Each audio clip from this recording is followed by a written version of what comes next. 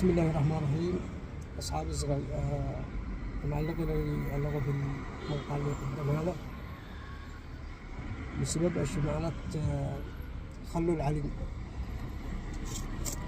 خلوا العلي خلوا العلي يا اللي انتم تدخلوا الدولة من 2011 وانتم تمهرجوا على البلاد وعلى العباد.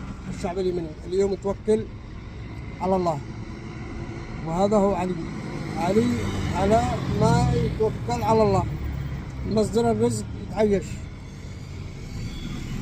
فالآن هم أهل الكفاءة، ما انتم شنتوا أهل الكفاءة يا أصحاب الخلافة من كل الفئات. أول ما بدوا الصوفية مقام أبي بكر الصديق، وبعد علي صلاحين بمثابة عمر بن الخطاب، ورجع السلفية سريا اللي مع كنز ظاهر عثمان بن عفان الذي نظم الدولة في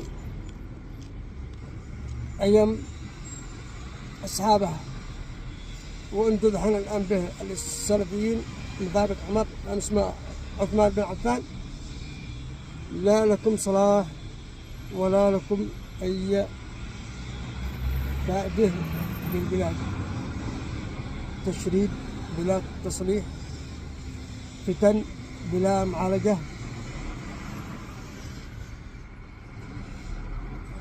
لا قدركم تضبطوا الحكومة وانتم المسؤولين، ولا قدركم تستنكروا من الأحزاب اللي انتم تتكلموا الذي وصف لكم الشيخ مقبل.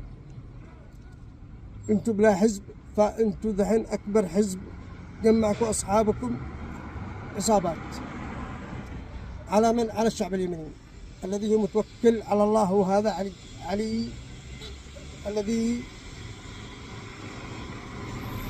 اتوكل على رب العالمين الذي لا احد سوى غير ان يستخير بالله تعالى.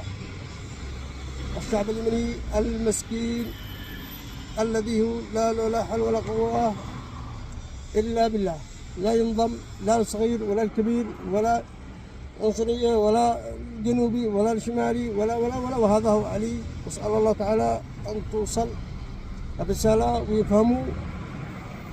ليس لكم صلاح يا كل الأحزاب، انتهى وقتكم. سلموا له الشعب المستحق الذي هو له كفاءة واللي هو له قدرة. والسلام عليكم.